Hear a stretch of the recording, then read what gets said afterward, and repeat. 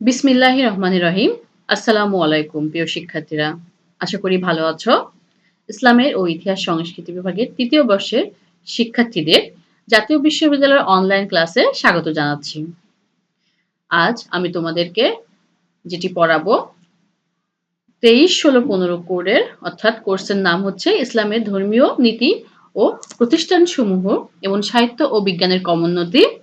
এই কোর্সের একটি বিষয় সেটি হচ্ছে আল কুরআন।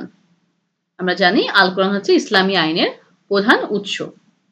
উপস্থাপনায় আমি আছি সোহেলি সুলতানা, প্রভাষক, সরকারি কেসি কলেজ, ঝিনাইদহ। আল কুরআন সম্পর্কে আমরা যতটুকু জানি যে মহানবী সাল্লাল্লাহু আলাইহি ওয়াসাল্লাম অর্থাৎ আমাদের শেষ নবী উপরে এই আল কুরআন নাজিল হয়েছিল, যেটি হয়েছিল ৬১০ খ্রিস্টাব্দে এবং মহানবী সাল্লাল্লাহু আলাইহি ওয়াসাল্লাম হচ্ছে দীর্ঘদিন হেরা পর্বতে বা হেরা গুহায়, যেখানে তিনি ধ্যানমগ্ন থাকতেন। আমরা জানি যে তিনি দীর্ঘদিন ধ্যানমগ্ন থাকতেন এবং সেখানেই জিবরাইল আলাইহিস সালাম তিনি এসে প্রথম যে শব্দটি উচ্চারণ করান তাকে, সেটা হচ্ছে ইকরা, এবং ইকরা অর্থ হচ্ছে পড়ো। তো মহানবী সাল্লাল্লাহু আলাইহি ওয়াসাল্লাম বলেছিলেন যে আমি পড়তে পারি না।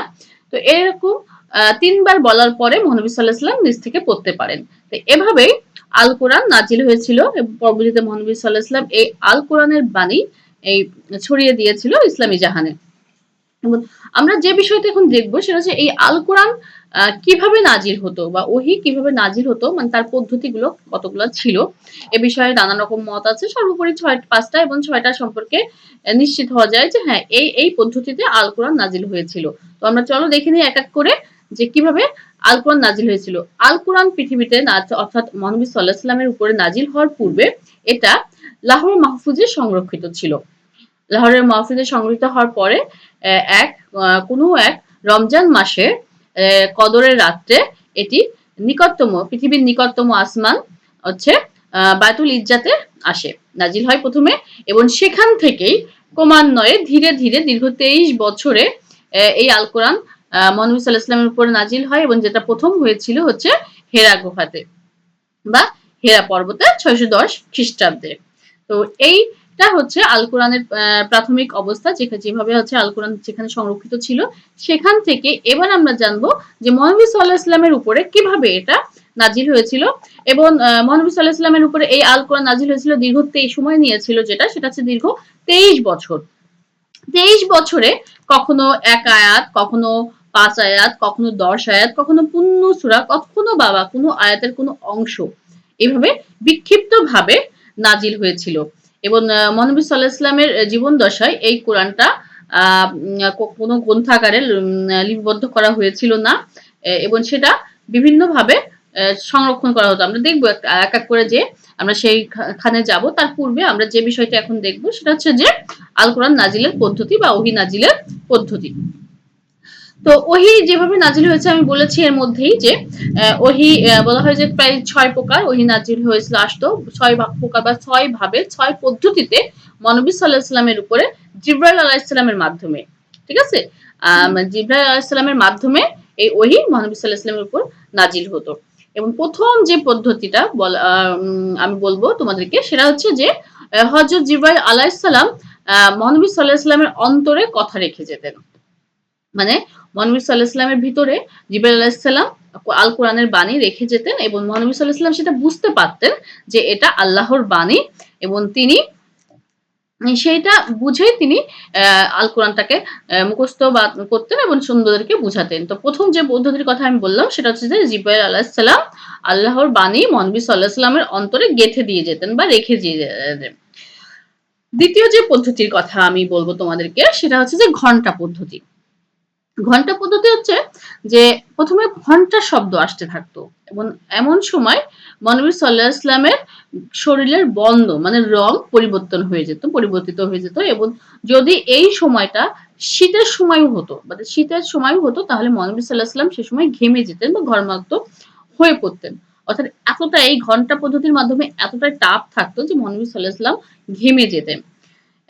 এই পদ্ধতিতে এই পদ্ধতি সম্পর্কে হযরত আয়েশা রাদিয়াল্লাহু আনহা একটা কথা বলেছেন। তিনি বলেছেন যে এই অবস্থায় মানে যখন ঘন্টা পদ্ধতির মাধ্যমে আল কোরআন নাজিল হতো সেই সময় মহানবী সাল্লাল্লাহু আলাইহি ওয়াসাল্লামের যদি হাত মানে মহানবী সাল্লাল্লাহু আলাইহি ওয়াসাল্লাম যদি আয়েশা রাদিয়াল্লাহু আনহু উরুতে হাত রাখতেন বা হাত থাকতো তার, তাহলে উরু ফেটে যেত। মানে সেটা এতটাই তাপ হতো যে সেটাতে আয়েশা রাদিয়াল্লাহু আনহার অনুভূতি হতো যে তার উরু ফেটে যাচ্ছে।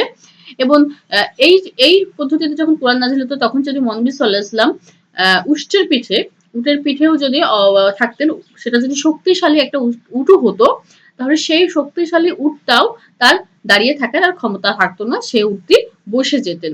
এবং মহানবী সাল্লাল্লাহু আলাইহি ওয়াসাল্লাম নিজেই বলেছেন যে এই পদ্ধতি, একজন সাহাবী তাকে জিজ্ঞেস করেছিলেন যে কিভাবে হয়? তো মহানবী সাল্লাল্লাহু আলাইহি ওয়াসাল্লাম যখন এটার কথা বলেছিলেন এবং তিনি বলেছিলেন যে এই পদ্ধতিটা হচ্ছে সবচেয়ে কঠিন এবং তার জন্য কষ্টকর।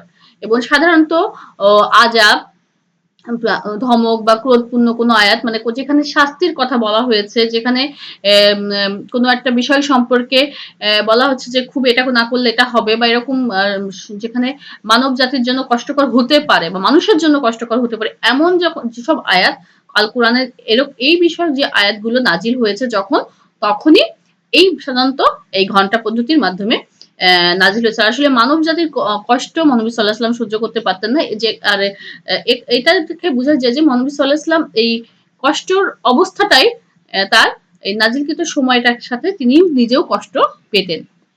তো এটা হচ্ছে দ্বিতীয় যে পদ্ধতির কথা আমি তোমাদেরকে বললাম। তৃতীয় পদ্ধতি, সেটা হচ্ছে হযরত জিবরাইল আলাইহিস সালাম মানুষের বেশে তশরিফ আনতেন এবং আল্লাহর হুকুম বলে যেতেন। মানে আমরা যেমন মানুষ, মহানবী সাল্লাল্লাহু আলাইহি ওয়াসাল্লাম যেমন মানুষ, জিবরাইল আলাইহিস সালাম ঠিক সেরকমই একজন মানুষের শরীর ধারণ করে পৃথিবীতে আসতেন এবং এসে মহানবী সাল্লাল্লাহু আলাইহি ওয়াসাল্লামকে আল্লাহর বাণী পৌঁছে দিয়ে চলে যেতেন। এবং সাধারণত বেশিরভাগ সময় মহানবী সাল্লাল্লাহু আলাইহি ওয়াসাল্লাম এই সামনে জিবরাইল আলাইহিস সালাম হযরত দাহিয়া কালবি রাদিয়াল্লাহু আনহু, এই দাহিয়া কালবি রাদিয়াল্লাহু আনহুর বেশ ধরে বা আকৃতি ধরে তিনি আসতেন। এবং এটি একটি ছিল সহজ পদ্ধতি। এটা সহজ পদ্ধতি, কারণ একজন মানুষের সাথে একজন মানুষ কথা বলতে গেলে তো কোনো কষ্ট বা কোনো কিছু হয় না। তো সেরকম হচ্ছে জিবরাইল আলাইহিস সালাম মানুষের বেশে এসে মহানবী সাল্লাল্লাহু আলাইহি ওয়াসাল্লাম কাছে এই আল্লাহর বাণী, আল কোরআনের আয়াত বা আল কোরআনের সূরা তিনি পৌঁছে দিয়ে যেতেন। আমরা চতুর্থ যে পদ্ধতির কথা বা প্রকারের কথা আমরা জানবো, সেটা হচ্ছে যে রাসূলুল্লাহ সাল্লাল্লাহু আলাইহি ওয়াসাল্লাম যখন ঘুমিয়ে থাকতেন, রাসূলুল্লাহ সাল্লাল্লাহু আলাইহি ওয়াসাল্লাম যখন ঘুমিয়ে থাকতেন, সেই ঘুমন্ত অবস্থায় হযরত জিবরাইল আলাইহিস সালাম আসতেন এবং আল্লাহর পয়গম অর্থাৎ আল্লাহর বাণী তিনি পৌঁছে দিয়ে চলে যেতেন। এবং উল্লেখ আছে যে এই পদ্ধতিতে যে সূরাটি নাজিল হয়েছে সেটা হচ্ছে সূরা কাউসার। মানে যখন ঘুমিয়ে থাকি, আমরা ঘুমিয়ে সময় অনেক সময় স্বপ্ন দেখি। স্বপ্নে অনেক কিছু আমরা মনে রাখতে পারি, অনেক সময় আমরা ভুলে যাই। তো এই ঘুমন্ত অবস্থায় মহানবী সাল্লাল্লাহু আলাইহি ওয়াসাল্লামের কাছে জিবরাইল আলাইহিস সালাম আসতেন এবং তিনি এই আয়াতগুলো, আল্লাহর বাণী, সেটা পৌঁছে দিয়ে যেতেন। তো এই পদ্ধতিতে আমি বলেইছি যে এই পদ্ধতিতে যে সূরাটি নাজিল হয়েছিল সেটা হচ্ছে সূরা কাউসার। পঞ্চম যে পদ্ধতি সম্পর্কে আমি তোমাদেরকে বলবো সেটি হচ্ছে আল্লাহ তাআলা সরাসরি কথা বলতেন এবং সেটা হয়েছিল হচ্ছে যেমন শবে মেরাজে, যে মেরাজে আল্লাহ তাআলা মেরাজে গমন করেছিলেন, আমরা সবাই মোটামুটি জানি। এবং সেখানে মেরাজে সূরা বাকারার শেষ আয়াত নাজিল করেছিলেন। সেই মহানবী সাল্লাল্লাহু আলাইহি ওয়াসাল্লামের সাথে সরাসরি আল্লাহর যে সান্নিধ্য লাভ হয়েছিল, যেখানে দেখা হয়েছিল, এবং সেখানে ওই আয়াতটি নাজিল হয়েছিল। আর এভাবেই আর যখন তিনি মেরাজ থেকে ফিরে এসেছিলেন, আমরা জানি যে মেরাজ থেকে ফিরে আসার সময় তিনি ৫ ওয়াক্ত নামাজ যেটি নিয়ে এসেছিলেন, এই ৫ ওয়াক্ত নামাজের কথাটাও এইভাবে আসছে। এবং মুশরিক অবস্থায় যদি মৃত্যু মুখে পতিত কোনো ব্যক্তির যে মরদ হন, তার যে পরিণতি হবে সেই সম্পর্কেও এই আল্লাহর সাথে মেরাজে গমনের পরে আল্লাহর সাথে সান্নিধ্য লাভ করেন মহানবী সাল্লাল্লাহু আলাইহি ওয়াসাল্লাম, সেইখানে এই আয়াতগুলো নাজিল হয়েছিল। এই আয়াতগুলো মহানবী সাল্লাল্লাহু আলাইহি ওয়াসাল্লাম প্রাপ্ত হয়েছিলেন আল্লাহর সাথে সরাসরি সান্নিধ্যের মাধ্যমে। এবং পঞ্চম এবং ষষ্ঠ যে পদ্ধতির কথা আমি তোমাদেরকে বলবো সেটা হচ্ছে যে ঘুমন্ত অবস্থায় আল্লাহ পাক ওহী নাজিল করেন এবং এই উদাহরণও হাদিস শরীফে আছে। আমি আগের বার বলেছি যে ঘুমন্ত অবস্থায় জিবরাইল আলাইহিস সালাম এসে কথা বাণী রেখে যেতেন। আরেকটা কথা বলা আছে ঘুমন্ত অবস্থায় আল্লাহ তাআলা তিনি নিজেই বাণী রেখে যেতেন, বা ভাবে আসছে এইভাবে আছে আল কোরআন নাজিল হয়েছিল। এবং এই বিষয়টা, এই কথাটা, যে এই পদ্ধতিতেও যে আল কোরআন নাজিল হয়েছে সেটি হাদিস শরীফে পাওয়া গেছে। তাহলে আমরা ওহী নাজিলের যে পদ্ধতিগুলা বা যে প্রকারগুলা, কিভাবে ওহী নাজিল হয়েছিল আল কোরআন যেটা মহানবী সাল্লাল্লাহু আলাইহি ওয়াসাল্লামের উপর, সেই পদ্ধতিগুলো সম্পর্কে আমরা মোটামুটি জেনে গেলাম। এরপরে আমরা যে বিষয়টির দিকে যাব সেটি হচ্ছে আল কোরআন সংগ্রহ ও সংকলন। আল কোরআন সংগ্রহ ও সংকলনের এখানে যদি তোমাদের থাকে যে আল কোরআন সংরক্ষণ এবং সংগ্রহ এবং সংরক্ষণ একই কথা, আমরা পড়ার সময় এই বিষয়টিকে তোমাদেরকে বুঝিয়ে দিব। তো আমরা মোটামুটি সবাই জানি যে আল কোরআন হচ্ছে সর্বশেষ আসমানি কিতাব। কিয়ামত পর্যন্ত আগমনকারী সকল মানুষের সার্বিক জীবন বিধান এবং দিক নির্দেশনা এতে বিদ্যমান। আমরা পূর্বের ক্লাসে দেখেছি যে ইসলাম একটি পূর্ণাঙ্গ জীবন বিধান এবং এর দিক নির্দেশনা কিন্তু আল কোরআনে রয়েছে এবং এটা সংরক্ষণের অত্যন্ত গুরুত্বপূর্ণ এবং মহান আল্লাহ তাআলা নিজেই এর সংরক্ষণের ভার গ্রহণ করেছেন এবং তিনি নিজেই বলেছেন সূরা আল হিজরে আয়াত 9 নম্বর আয়াতে তিনি বলেছেন যে আমি কোরআন অবতীর্ণ করেছি এবং অবশ্য আমি এর সংরক্ষক। এবং এই জন্য বলা হয়ে থাকে যে আল কোরআন যে অবস্থায় লাহরে মাহফুজে সংরক্ষিত ছিল, যে অবস্থায় বাইতুল ইজ্জাতে অবতীর্ণ হয়েছিল এবং আল্লাহর নির্দেশে মহানবী সাল্লাল্লাহু আলাইহি ওয়াসাল্লামের উপরে দীর্ঘ 23 বছর ধরে বিভিন্নভাবে বিক্ষিপ্তভাবে এই আল কোরআন নাজিল হলেও বর্তমান আমরা যে আল কোরআনের রূপটি দেখতে পাই এটা ঠিক লাহরে মাহফুজের যে সংরক্ষিত যে রূপটি ছিল সেই একই রূপ। এটা বলা হয় যে কোথাও কোনো একটি হরফ, হরকত, নুক্তারও পরিবর্তন হয়নি এবং ঠিক সেইভাবে বিদ্যমান আছে এবং কিয়ামত পর্যন্ত আল কোরআন ঠিক এভাবে বিদ্যমান থাকবে। তো লাহরে মাহফুজ থেকে যখন বাইতুল ইজ্জাতে দেখি আমরা যে প্রথমে জানলাম যে কিভাবে আসছিল, আসার পরে মহানবী সাল্লাল্লাহু আলাইহি ওয়াসাল্লামের উপরে এক এক করে যখন এটা নাজিল হতে থাকে তখন প্রথম যেভাবে মহানবী সাল্লাল্লাহু আলাইহি ওয়াসাল্লাম এটি মনে রেখেছিলেন সেটা ছিল আল কোরআনের মুখস্থ। মানে মহানবী সাল্লাল্লাহু আলাইহি ওয়াসাল্লাম পড়তে জানে না। আমি বলেছি যে যখন প্রথমবার জিবরাইল আলাইহিস সালাম তাকে ইকরা বলে পড়তে বলার কথা বলা হলো, তখন মহানবী সাল্লাল্লাহু আলাইহি ওয়াসাল্লাম বলেছিলেন যে আমি পড়তে জানি না, কিন্তু 3 বারের বার তিনি পড়তে সক্ষম হন।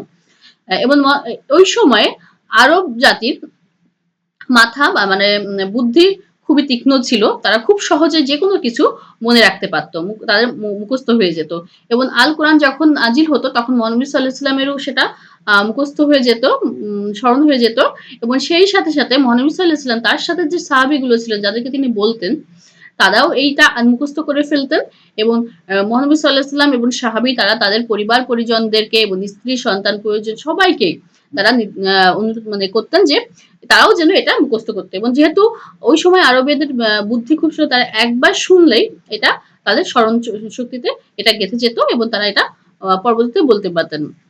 এবং তাহলে প্রথম যে বিষয়টা আসছে সেটা হচ্ছে যে আল কোরআন মুখস্থ করা হতো সেই সময়। দ্বিতীয় যেটা হচ্ছে যে আল কোরআনের শিক্ষা, আমি বলে যে সাহাবীগণ মহানবী সাল্লাল্লাহু আলাইহি ওয়াসাল্লাম আল কোরআনের শিক্ষা যেহেতু আল্লাহর নির্দেশই ছিল যে তুমি এটা প্রচার করো, আল্লাহ তাআলা নির্দেশে মহানবী সাল্লাল্লাহু আলাইহি ওয়াসাল্লাম একটি প্রচার করার জন্য বিভিন্ন মানুষকে এই বিষয়ে বলতে থাকেন এবং যখন তার সঙ্গে বেশ কিছু লোক তার এই মতের সাথে একমত হয়ে যে ইসলাম ধর্ম গ্রহণ করেন, তখন তার সাথে সাথে অনেক সাহাবীগণ আমরা এখনো দেখি যে অনেক যারা হচ্ছে আছে পীর আছে, পীরের পিছে পিছে অনেক মানুষ ঘুরে তার সান্নিধ্য লাভের জন্য। তো ঠিক তেমনি ঠিক আমি এর সাথেও তো তুলনা করব না, তবে মহানবী সাল্লাল্লাহু আলাইহি ওয়াসাল্লামের সাথেও অনেক লোক ছিল যারা তার সাথে সাথেই থাকতেন এবং ইসলাম ধর্ম গ্রহণ করে তা প্রচারে নিজেদেরকে নিয়োজিত করেছিলেন। তো এই যে মহানবী সাল্লাল্লাহু আলাইহি ওয়াসাল্লামের সাথে যারা থাকতো আমরা জানি তাদেরকে সাহাবী বলে। তো এই সাহাবীগণরা তারা নিজেরা তো আমি বলেছি যে তারা এই আল কোরআন মুখস্থ করে রাখতেন, সেই সাথে সাথে আল্লাহ তাআলার নির্দেশে যখন মহানবী সাল্লাল্লাহু আলাইহি ওয়াসাল্লাম এটা প্রচার করতে লাগলেন তখন মহানবী সাল্লাল্লাহু আলাইহি ওয়াসাল্লামের নির্দেশে সাহাবীগণ অনেকেই বিভিন্ন জায়গায় চলে গেছেন এবং সেটা হিজরতের পূর্বেই মদিনাতে 2 জন সাহাবী চলে গিয়েছিলেন এবং তারা যেয়ে সেখানে আল কোরআনের শিক্ষা প্রচার করতে থাকেন এবং পরবর্তীতে এদের মাধ্যমে কিন্তু ওখান থেকে এক দল আসে যারা এসে মহানবী সাল্লাল্লাহু আলাইহি ওয়াসাল্লামের বায়াত নিয়ে যেতেন। তো এইভাবে আল কোরআনের শিক্ষা মক্কাতে না সেটা মদিনাতেও ছড়িয়ে যেতে থাকে এবং তারাও এটা মনে রাখতে থাকে এবং তাদের মাধ্যমে এটা বিস্তার লাভ করতে থাকে। এরপর তৃতীয় যে অংশের কথা বলবো সেটা হচ্ছে যে লিখিত। সেই সময়ে আরব রাজ্যে বা আরবে লিখন পদ্ধতি বা লিখনের যে প্রয়োজনীয় উপকরণ সেগুলো সহজলভ্য ছিল না, সেগুলো অনেকই দুর্লভ ছিল এবং যখনই আমি আগেই বলেছি যে আল কোরআন কিন্তু একাধারে গ্রন্থাগারেই নাজিল হয়েছে। অন্য যে ৩টি আসমানি কিতাব আছে তাওরাত, ইনজিল এবং জবুরাত, এই ৩টি কিন্তু গ্রন্থ একবারে নাজিল হয়েছে। কিন্তু আল কোরআন কিন্তু একবারে নাজিল হয়নি। এটা দীর্ঘ ২৩ বছরে ধীরে, ধীরে এটা নাজিল হয়েছে প্রয়োজনের সাপেক্ষে। বিভিন্ন সময় মহানবী সাল্লাল্লাহু আলাইহি ওয়াসাল্লাম যে সমস্যাগুলোর সম্মুখীন হতেন সেইগুলো ইসেই কিন্তু এই আল কোরআনটি নাজিল হয়েছে। তো আমরা দেখব যে এই আল কোরআন যখন নাজিল হতে থাকে তখন সেই সময়ে আরবদের যে লেখনির উপকরণগুলো ছিল তারা সেগুলো নিয়েই লিখে রাখতেন এবং মহানবী সাল্লাল্লাহু আলাইহি ওয়াসাল্লামের সাথে এই যারা লিখতেন এই আল কোরআন লিখে রাখতেন এদেরকে বলা হতো যে ওহী লেখক। হাদিস শরীফে আসে যে এই ওহী লেখকের সংখ্যা ছিল প্রায় ৪২ জন, মানে ৪২ জন মতো, এবং তারা কিসে লিখতেন? তারা লিখতেন হচ্ছে খেজুর গাছের ডালে। আমরা জানি যে আরব বিশ্বে খেজুর গাছ খুবই প্রসিদ্ধ এবং তারা এই খেজুর গাছের ডালে তারা লিখতেন। পশুর চামড়াতে তারা লিখে রাখতেন, পশুর হাড়ে তারা লিখে রাখতেন। আর সবচেয়ে আরেকটি যে বিষয়টি তারা লিখতেন যে পাথরের গায়ে খোদাই করে করে তারা এই আয়াতগুলো, আল্লাহর বাণীগুলো লিখে রাখতেন। এবং মহানবী সাল্লাল্লাহু আলাইহি ওয়াসাল্লামের নির্দেশে শুধু আয়াতগুলো যে লেখা থাকতো তা না, কোন সূরার কোন অংশ, কোন আয়াত, কোন সূরার পরে কোনটা হবে এটা সম্পর্কেও বিস্তারিত সেখানে লেখা থাকতো। তাহলে প্রথমত হচ্ছে মুখস্থ করে রাখতেন মহানবী সাল্লাল্লাহু আলাইহি ওয়াসাল্লাম সহ সাহাবীগণ এবং তাদের অন্যান্যরা। এরপরে কোরআনের শিক্ষা যাদের মাধ্যমে ছড়িয়ে দেওয়া হতো তারাও এটা মুখস্থ করে ফেলতেন, যেহেতু তাদেরকে একবার শুনলে সেই জিনিসগুলো তাদের মুখস্থ হয়ে যেত। এবং তৃতীয় যে বিষয়টি আসলো সেটা হচ্ছে যে তারা লিখে রাখতেন বিভিন্ন জায়গায় সেই সময়ে যা যা তারা পেতেন, যে পরিবেশে তাদেরকে লিখে রাখা সম্ভব ছিল তারা সেইভাবে সেই জায়গাগুলোতে এই আল কোরআন লিপিবদ্ধ করে রাখেন। এভাবে আল কোরআন মহানবী সাল্লাল্লাহু আলাইহি ওয়াসাল্লামের জীবন দশায় সংরক্ষিত বা সংগ্রহ করা হয়েছিল। এরপরে আমরা যে বিষয়টিতে আসবো সেটা হচ্ছে আল কোরআন সংকলনে। আল কোরআনের সংকলনের কেন প্রয়োজন হলো? এটা হচ্ছে মহানবী সাল্লাল্লাহু আলাইহি ওয়াসাল্লাম জীবন দশায় তিনি এটাকে গ্রন্থ আকারে লিপিবদ্ধ করে রেখে যাননি। কিন্তু পরবর্তীতে প্রয়োজনে আল কোরআন গ্রন্থ আকারে লিপিবদ্ধ করতে প্রয়োজন হলো। সেটা কিরকম ছিল যে মহানবী সাল্লাল্লাহু আলাইহি ওয়াসাল্লাম মারা যাওয়ার পরে ভণ্ড নবীদের আবির্ভাব ঘটে। আমরা জানি যে মুসাইলামা সহ অনেক তারা নিজেদেরকে নবুয়ত প্রাপ্ত নবী হিসেবে দাবি করতে থাকে এবং তারা সেইভাবে তাদের ধর্ম প্রচার, মানে তাদের প্রচারণা করতে থাকে এবং তারা এটাও বলতে থাকে যে তাদের উপরে ওহী নাজিল হয়েছে, তারাও সেই বাণী প্রচার করতে থাকে। এরকম একটা পরিবেশ পরিস্থিতি হয়, যাদেরকে দমন করেছিলেন হচ্ছে প্রথম খলিফা আবু বকর রাদিয়াল্লাহু আনহু। আবু বকর রাদিয়াল্লাহু আনহু অত্যন্ত দক্ষতার সাথে এই ভণ্ড নবীদের দমন করেছিলেন এবং শুধু তাই করেননি, তিনি আল কোরআনের একটা লিখিত রূপও প্রদান করেছিলেন, যে কারণে আবু বকর রাদিয়াল্লাহু আনহুকে ইসলামের ত্রাণকর্তা বলা হয়। তো এরপর আরেকটা যে বিষয়টি হয়েছিল সেটা ইয়ামামা যুদ্ধে হচ্ছে তোমার অনেক শহীদ, অনেক হাফিজ, মানে যারা আল কোরআনের হাফিজ ছিলেন, আল কোরআন ছিলেন, তারা শহীদ হলেন, মারা গেলেন এই যুদ্ধে। তো এই যুদ্ধে যখন মারা যান তখন হযরত ওমর রাদিয়াল্লাহু আনহু ভাবলেন যে এভাবে যদি যুদ্ধে আল কোরআনের হাফিজরা মারা যেতে থাকে তাহলে তো পরবর্তীতে প্রকৃত আল কোরআন যারা জানে, এদেরকে আমরা হারাতে থাকবো। তাহলে এই অবস্থা থেকে উত্তরণের জন্য তিনি আবু বকর রাদিয়াল্লাহু আনহুকে বললেন যে আমাদেরকে কোরআন লিপিবদ্ধ করতে হবে, একটা গ্রন্থাগারে এটাকে লিপিবদ্ধ করতে হবে। তখন আবু বকর রাদিয়াল্লাহু আনহু ওমর রাদিয়াল্লাহু আনহুকে বললেন যে আল্লাহর রাসূল যে কাজ করে যাননি, আমরা কি সে কাজ করতে পারি? তখন ওমর রাদিয়াল্লাহু আনহু বললেন যে নিশ্চয়ই আল্লাহ এটি চান এবং এর মধ্যে কল্যাণ আছে। তো তার এই কথায় আবু বকর রাদিয়াল্লাহু আনহু সন্তুষ্ট হলেন এবং তিনি আল কোরআন লিপিবদ্ধ করে দেওয়ার জন্য প্রধান ওহী লেখক জন্য তিনি একটা করলেন, ওহী লেখক যিনি হচ্ছে হযরত যায়েদ ইবনে সাবিতের নেতৃত্বে একটি গঠন করলেন এবং তিনি তাকে দায়িত্ব দিলেন যে এই আল কোরআন গ্রন্থাগারে লিপিবদ্ধ করার জন্য। কিন্তু আল কোরআন গ্রন্থাগারে লিপিবদ্ধ করার জন্য দায়িত্ব দিলেও তিনি কতগুলো শর্ত, কতগুলো পন্থা বলে দিলেন যে তোমাদের এই পন্থা, এই বিষয় অবলম্বন করতে হবে এই লিপিবদ্ধ করার ক্ষেত্রে। সেগুলো আমরা যেখানে যে কি বিষয় সেখানে বলা হয়েছিল সেটি হচ্ছে হাফিজ সাহাবীদের তেলাওয়াতের মাধ্যমে প্রতিটি আয়াতের বিশুদ্ধতা ও নির্ভুলতা যাচাই করুন। মানে মহানবী সাল্লাল্লাহু আলাইহি ওয়াসাল্লামের সাথে যেসব সাহাবী থাকতেন যারা হাফিজ, কোরআনে হাফিজ, মানে পুরো সম্পূর্ণ কোরআনটা যাদের মুখস্থ আছে আমরা জানি তাদেরকে আমরা হাফিজ বলি। এই হাফিজ যে সাহাবীরা ছিল তো মানে মানে কোরআন সেই সময় তো কোরআন শুধু হাফিজদের মানে সাহাবীদেরই মুখস্থ ছিল না। আমি বলেছি যে কোরআনের শিক্ষা প্রচার করা হতো এবং তারাও এই কোরআন মুখস্থ করে রাখতেন। তো তাদের থেকে না কিন্তু যারা মহানবী সাল্লাল্লাহু আলাইহি ওয়াসাল্লামের সাথে থাকতেন, ঠিক আছে? মহানবী সাল্লাল্লাহু আলাইহি ওয়াসাল্লামের সেই সাহাবীদের এবং হাফিজ ছিলেন। তেলাওয়াতের মাধ্যমে তাদের মাধ্যমে যে প্রতিটি আয়াতের বিশুদ্ধতা যাচাই করা হবে এবং এটা একাধিক ব্যক্তির মাধ্যমে। এবং দ্বিতীয় যে কথাটি বলা হয় সেটা হচ্ছে যে হযরত ওমর রাদিয়াল্লাহু আনহু হিফজের সাথে মিলিয়ে আয়াতের বিশুদ্ধতা যাচাই করেন। মানে সেই সাহাবীদের সাথে আবার ওমর রাদিয়াল্লাহু আনহুর হিফজেরই মিলানো হবে, মিলিয়ে তারপরে এটার বিশুদ্ধতা যাচাই করা হবে। এরপরে যেটা বলা হয় সেটা হচ্ছে রাসূলুল্লাহ সাল্লাল্লাহু আলাইহি ওয়াসাল্লামের উপস্থিতিতে লিখিত হওয়ার ব্যাপারে ন্যূনতম ২ জন সাক্ষ্য গ্রহণ করতে হবে। এখন এর আগে আমি যে দুটার কথা বললাম সেটা ছিল যে যেসব সাহাবীগণরা আল কোরআন মুখস্থ করে রাখছিলেন তারা তাদের মুখস্থ শক্তি থেকে সেটা বলবেন এবং সে অনুযায়ী লিপিবদ্ধ করা হবে। কিন্তু শুধু তাই নয়, আল কোরআন তো লিখিত রূপেও ছিল। মানে বিভিন্ন জায়গায় আমি বলেছি যে বিভিন্ন জায়গায় এটা লিখে রাখা হতো। তো এই যে লিখিত যে রূপগুলো ছিল, এই লিখিত রূপগুলোকে তারা একত্রিত করলো, খুঁজে বের করে সেগুলোকে একত্রিত করলো এবং সেই যেগুলো এখন ভণ্ড নবীরাও তো তাদের অনেকেও তো লিখছে, শুধু যে আল কোরআনের আয়াতই ওই সব জায়গায় লেখা ছিল তা না, অন্যান্য জিনিসও অনেক কিছু লেখা থাকতে পারে।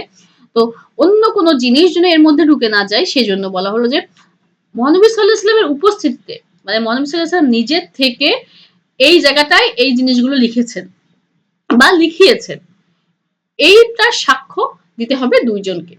২ জন এমন যদি ন্যূনতম ২ জন সাহাবী এটা সাক্ষ্য দেন যে এটা হ্যাঁ মহানবী সাল্লাল্লাহু আলাইহি ওয়াসাল্লামের জীবিত থাকা অবস্থায় মহানবী সাল্লাল্লাহু আলাইহি ওয়াসাল্লাম নিজে দাঁড়িয়ে থেকে এই বিষয়গুলো লিখেছেন, তাহলেই কেবলমাত্র ওই আয়াতগুলো বা ওইগুলো গ্রহণযোগ্য হবে। সেই সাথে ওই আয়াতগুলো তো আবার সাহাবীদের যে হাফিজ যে সাহাবীদের তাদের সাথেও মিলিয়ে নেওয়া হতো এবং সর্বোপরি চূড়ান্তভাবে যে জিনিসটা লিখিত হবে এই উপরের এই ৩ টার সমন্বয়ে সেইগুলা আবার পান্ডুলিপির অন্যান্য সাহাবীদের সাথে মানে অন্যান্য যারা হাফেজ সাহাবী ছিলেন বা যারা মুখস্থ ছিল কোরআন তাদের সাথে পান্ডুলিপির সাথে তুলনা ও যাচাই করা হবে।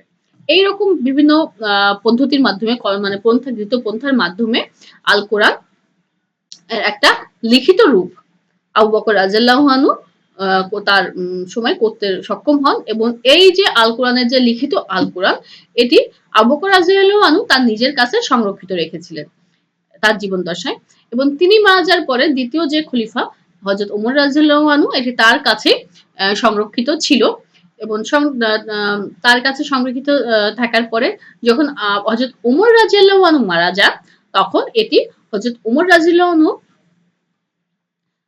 কন্যা এবং মহানবী সাল্লাল্লাহু আলাইহি ওয়াসাল্লামের স্ত্রী হযরত হাফসা রাদিয়াল্লাহু আনহু নিকটে এটা সংরক্ষিত রাখা হয়। তো এইভাবে আল কোরআনটি একটা পর্যায়ে যে হাফসা রাদিয়াল্লাহু আনহুর কাছে থাকে মূল যে কোরআনটি আবু বকর রাদিয়াল্লাহু আনহু লিপিবদ্ধ করে রেখে গেছিলেন এই কোরআনটি। দেখুন এরপর তৃতীয় খলিফা আসলেন। আমরা জানি খুলাফায়ে রাশিদিন ৪ জন খলিফা ছিলেন। তো তৃতীয় খলিফা যখন আসলেন সেটা হচ্ছে যে হযরত ওসমান রাদিয়াল্লাহু আনহু। হযরত ওসমান রাদিয়াল্লাহু আনহু আসার পরে বেশ কিছু সমস্যা দেখা দেয়।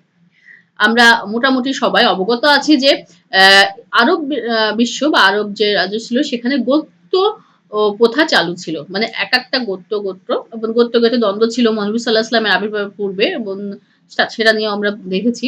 তো এই যে গোত্র ছিল এই গোত্রদের মধ্যে আবার বিভিন্ন রকম পার্থক্য, অনেক কিছুর ভিন্নতা ছিল।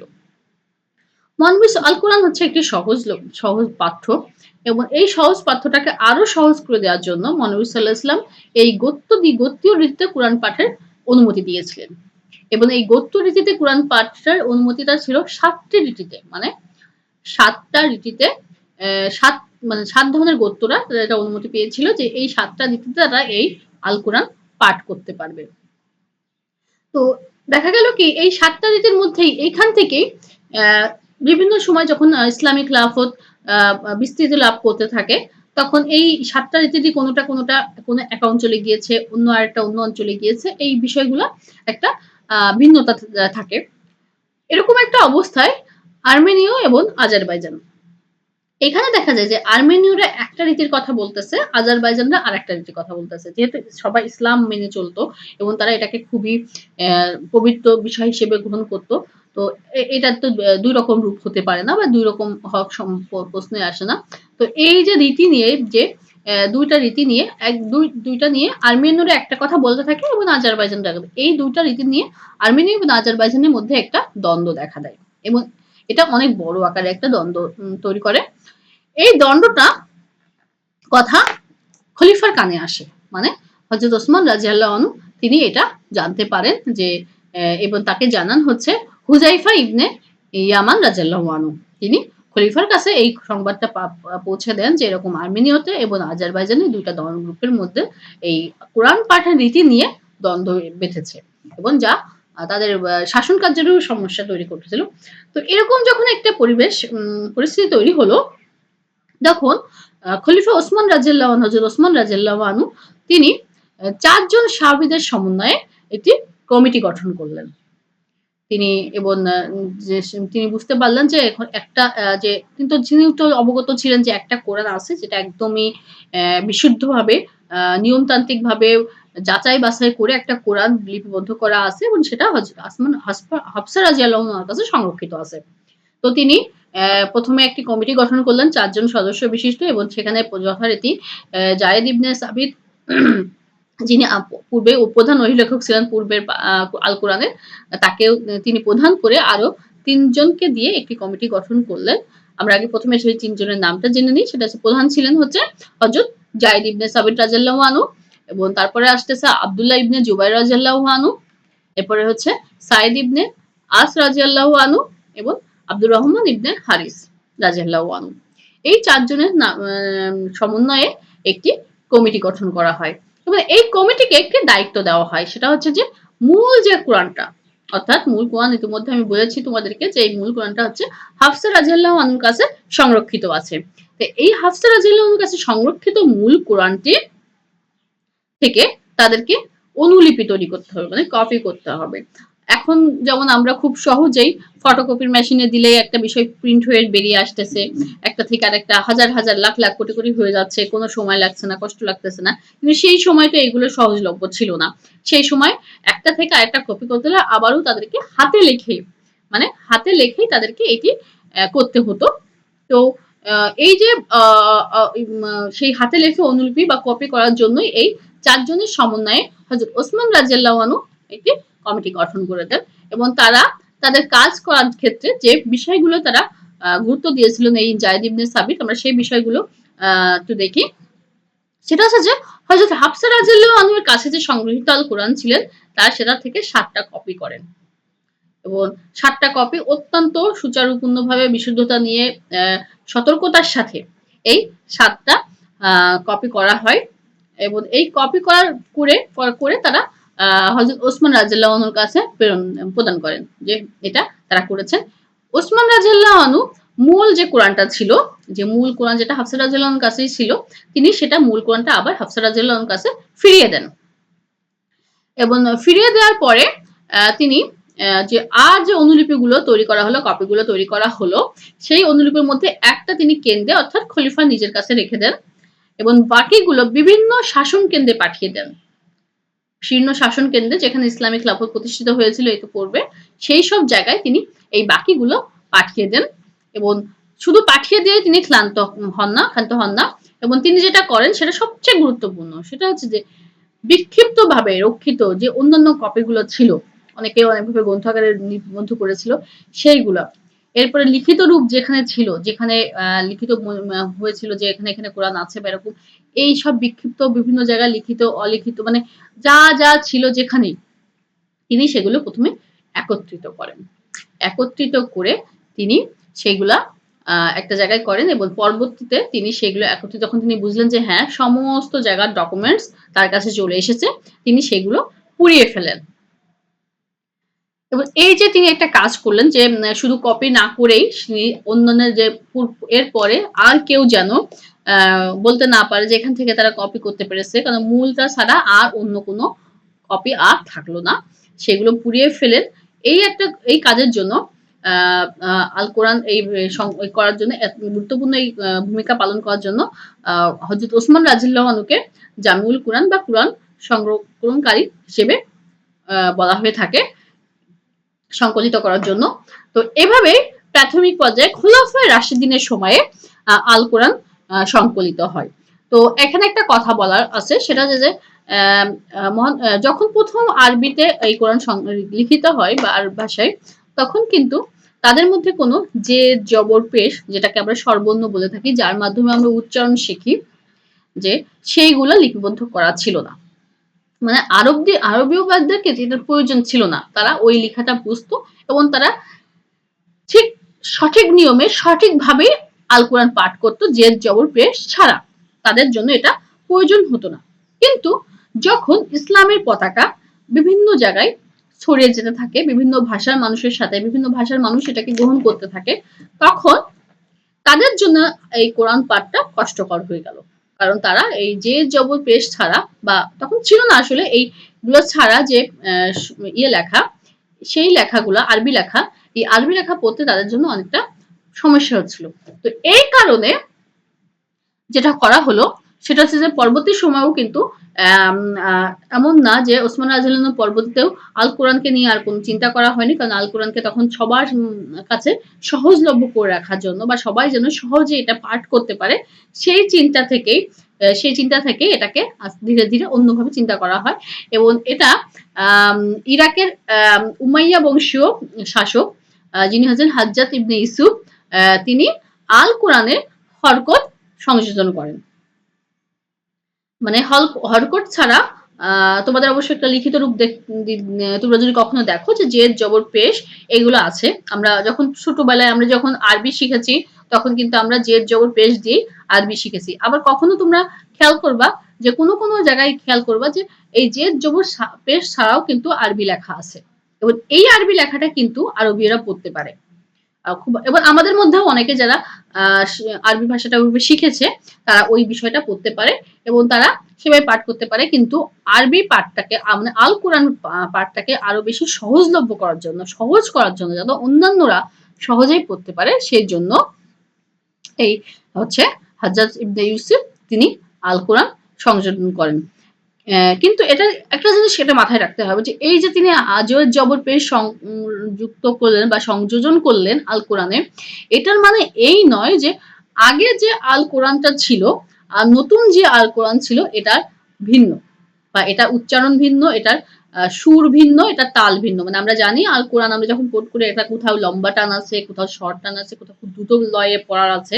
তো এই যে বিষয়গুলা, তো সেই পূর্ববর্তী সময়ে যে পবিত্র আল কোরআন যেমন ছিল, এই জের জবর পেশ করার পরেও ঠিক ঠিক তেমনই থাকলো।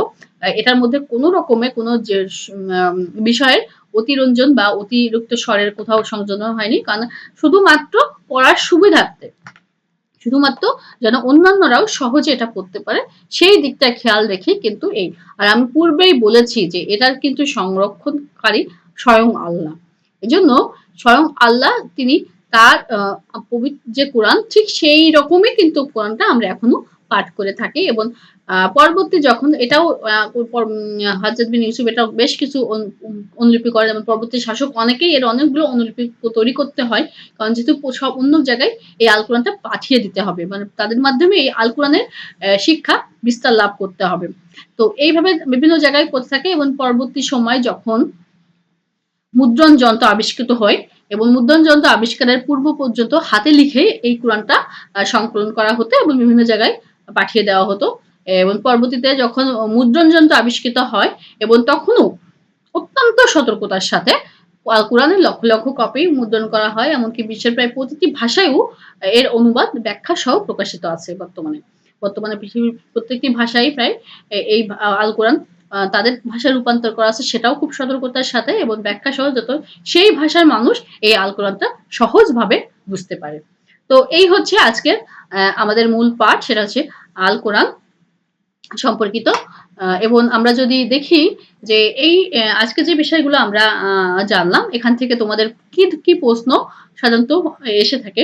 একটি ছোট প্রশ্ন আসে, সেটা হচ্ছে যে ওহী নাজিলের পদ্ধতিগুলো লিখো। মানে ওহী নাজিলকে পদ্ধতিগুলো আমি একটু পূর্বে তোমাদেরকে বলেছি যে ওহী নাজিলের 6টি পদ্ধতির কথা বলেছি, যে কিভাবে কোন মানে মাধ্যমে জিব্রাইল আলাইহিস সালামের মাধ্যমে কিভাবে আল কোরআন মহানবী সাল্লাল্লাহু আলাইহি ওয়াসাল্লামের উপর নাজিল হয়েছে, সেই পদ্ধতিগুলো সম্পর্কে তোমরা এটা উত্তরে বলবা, লিখবা। এবং দ্বিতীয় যে প্রশ্নটি, এটি একটি ব্রড প্রশ্ন, বড় প্রশ্ন। এবার এখানে যে প্রশ্নটি আসে সেটা হচ্ছে যে আল কোরআনের সংগ্রহ ও সংকলন ইতিহাস আলোচনা করো। এখানে কখনো কখনো এমনও আসতে পারে যে আল কোরআনের সংরক্ষণ ও সংকলনের ইতিহাস আলোচনা করো। একই উত্তর, সংগ্রহ এবং সংরক্ষণ একই কথা। এবং আমি যে বিস্তারিত তোমাদেরকে বললাম যে কিভাবে প্রথমে মহানবী সাল্লাহ ইসলামের উপর আল কোরআন নাজিল হলো, মহানবী সাল্লাহ ইসলামের জীবন দশায় মুখস্থ করে আল কোরআনের শিক্ষা প্রচার করে বিভিন্ন জায়গায় পাথরে, তারপরে খেজুর গাছের ডালে, পশুর চামড়ায়, হাড়ে যেভাবে লিপিবদ্ধ করে রাখা হতো আল কোরআন, সেইগুলো রাখার পরে এরপরে হচ্ছে যখন মহানবী সাল্লাহ ইসলামের জীবন এর পরে যখন পরবর্তীতে খোলাফায়ে রাশিদিন যুগ আসলো, তখন আবু বকর রাদিয়াল্লাহু আনহু কিভাবে ওমর রাদিয়াল্লাহু আনহুর পরামর্শে আল কোরআন লিপিবদ্ধ করার প্রয়োজনীয়তা অনুভব করলেন এবং তিনি একটি কমিটি গঠন করে জায়েদ বিন সাবিতের নেতৃত্বে একটি কমিটি গঠন করে বিভিন্ন পন্থার মাধ্যমে যাচাই বাছাই করে বিশুদ্ধ একটি আল কোরআন তিনি লিখিত রূপ করতে সক্ষম হন জায়েদ বিন সাবিত, এবং তারপরে সেটা থেকে কিভাবে পরবর্তী সময়ে হযরত ওসমান রাদিয়াল্লাহু আনহুর সময়ে কিভাবে অন্যান্য যে এখান থেকে ছিল সেগুলো সংগ্রহ করে পুড়িয়ে ফেলা হয় এবং পরবর্তীতে সেখান থেকে আরো অনুলিপি তৈরি করে বিভিন্ন জায়গায় পাঠিয়ে দিয়ে আল কোরআন রয়েছে। এইভাবে যেটা আমি বলেছি তোমাদেরকে, এটাকেই সুন্দর করে তোমরা পরীক্ষায় উপস্থাপন করবে। আশা করি তোমরা আমার ক্লাসটি ভালোভাবে বুঝেছো এবং পরীক্ষার এ প্রশ্ন আসলে তোমরা সুন্দরভাবে লিখতে পারবা। এই সাথে নিয়মিত পড়াশোনা করতে থাকো এবং করোনাকালীন সময়ে ঘরেই থাকো, স্বাস্থ্যবিধি মেনে চলো এবং সবাইকে শুভকামনা জানিয়ে আমি আজকে আমার ক্লাস শেষ করতেছি। সবাইকে আবারও অসংখ্য ধন্যবাদ।